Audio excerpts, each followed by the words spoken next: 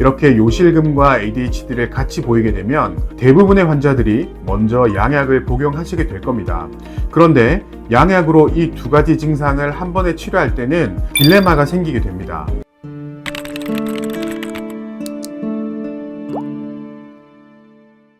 안녕하세요. 알면 아니온 대표 원장 김민환입니다. ADHD는 주의력, 집중력, 충동성, 과잉 행동의 여러 가지 증상들을 유발할 수 있습니다. 그런데 사실 알고 보면 앞서 말씀드린 주의력이나 충동성 이외에도 여러 가지 다른 증상을 일으킬 수 있습니다. 다시 말해서 ADHD에 동반되는 여러 가지 다른 신체 증상들이 많이 있는 것이죠. 그 중에 하나가 바로 소변의 문제입니다. 소아들의 경우 ADHD가 있는 아이들은 그렇지 않은 아이들에 비해서 야뇨증이 발생할 가능성이 훨씬 더 높아집니다. ADHD를 가진 아이들 중에 대략 40%에서 지금 현재 야뇨증이 있거나 아니면 이전에 야뇨증이 있었다가 지금은 좋아진 그런 아이들이죠. 그런데 소아들 뿐만이 아니라 성인 ADHD 환자들의 경우에도 소변의 문제를 보이는 경우가 아주 흔합니다. ADHD를 가진 성인은 그렇지 않은 성인에 비해서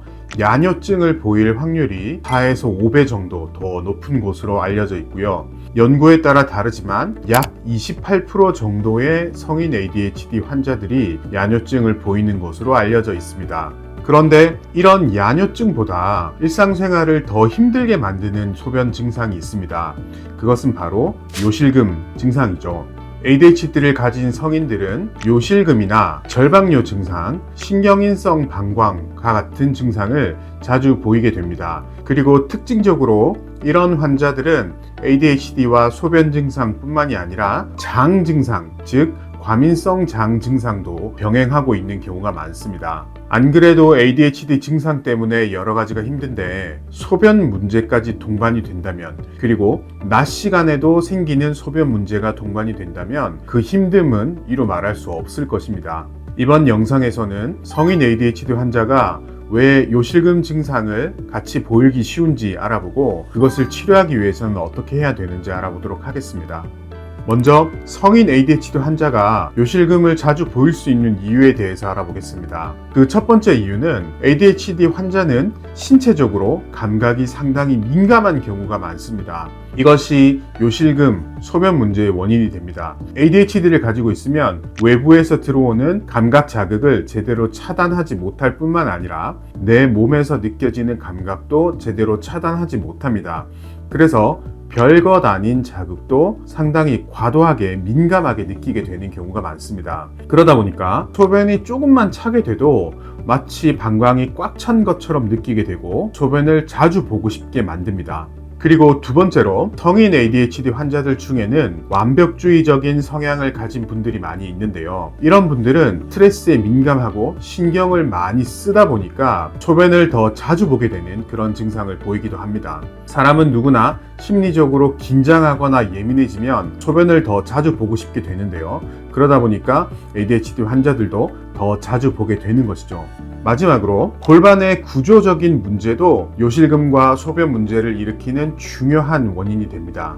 ADHD와 요실금의 관계를 이해하기 위해서는 골반의 해부학적 구조를 잠깐 이해할 필요가 있습니다. 골반은 이런 모습을 하고 있는데 아래가 뚫려 있는 구조입니다. 즉 뼈로 아래 구멍이 막혀 있지 않고 뚫린 바닥을 근육이 지지하고 있는 이런 구조를 하고 있습니다. 이 근육들을 골반 아래쪽에 있는 근육이라고 해서 골반저 근육이라고 합니다. 이 골반저 근육은 골반 내부에 존재하는 장기들의 기능에 아주 중요한 역할을 담당합니다.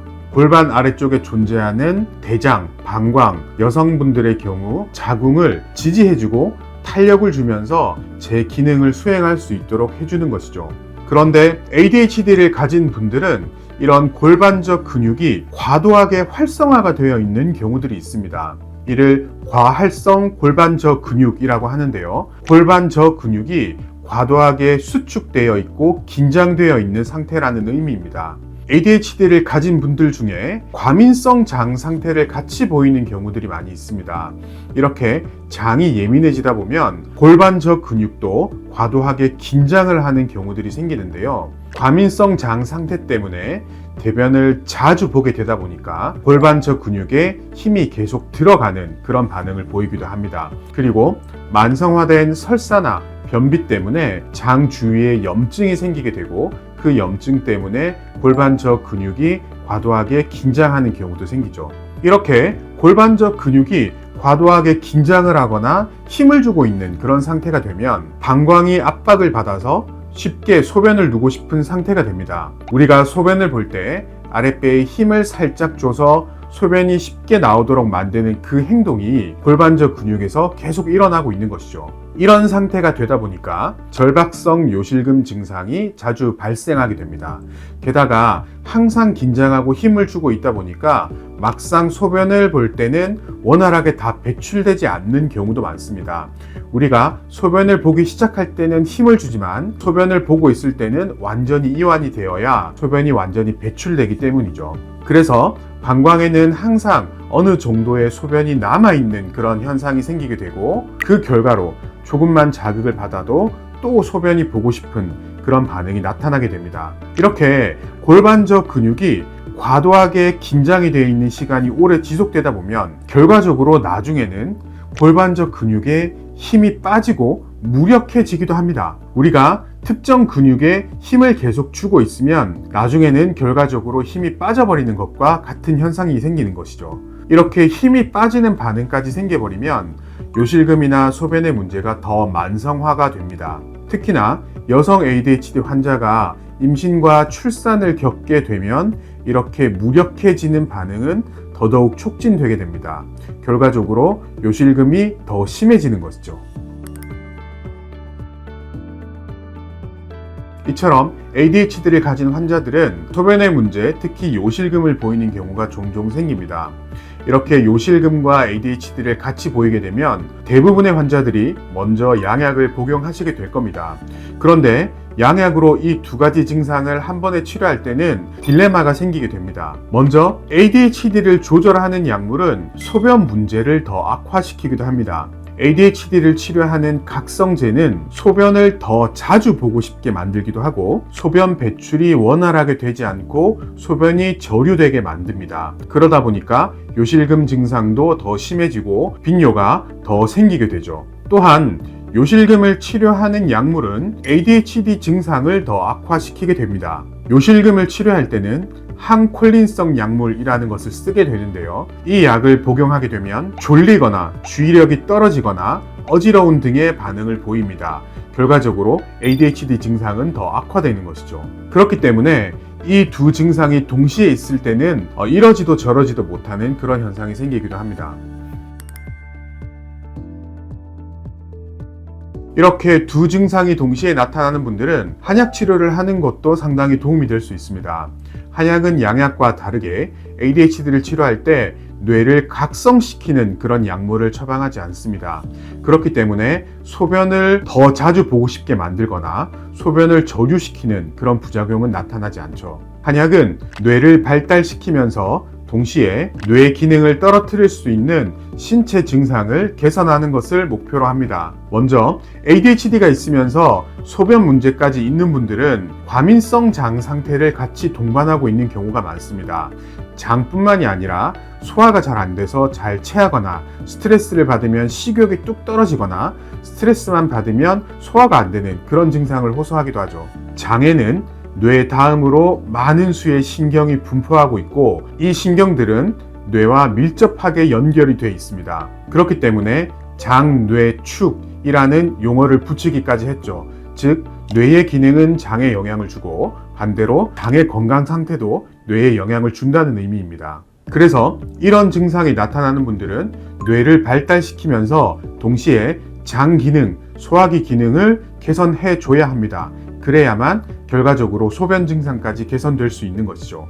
두 번째로 이렇게 소변 증상까지 보이는 ADHD 환자들은 유독 긴장을 잘하거나 걱정을 많이 하는 그런 성향을 보이는 경우가 많습니다. 긴장하거나 걱정을 많이 하게 되면 당연히 소변 문제를 보일 수 있습니다.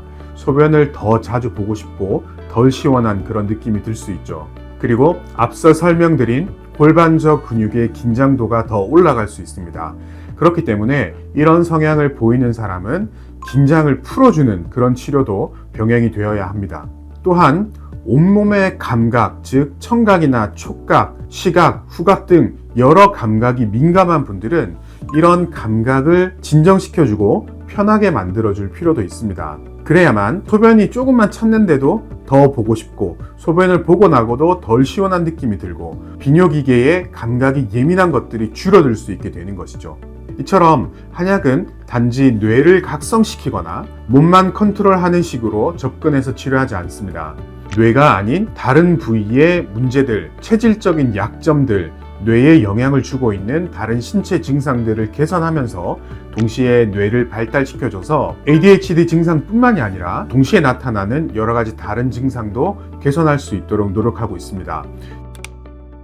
뇌와 몸은 서로 밀접한 연관이 있고 서로 영향을 많이 주고 있습니다. 그렇기 때문에 두 부위가 같이 좋아져야만 ADHD 증상이 원활하게 개선될 수 있습니다.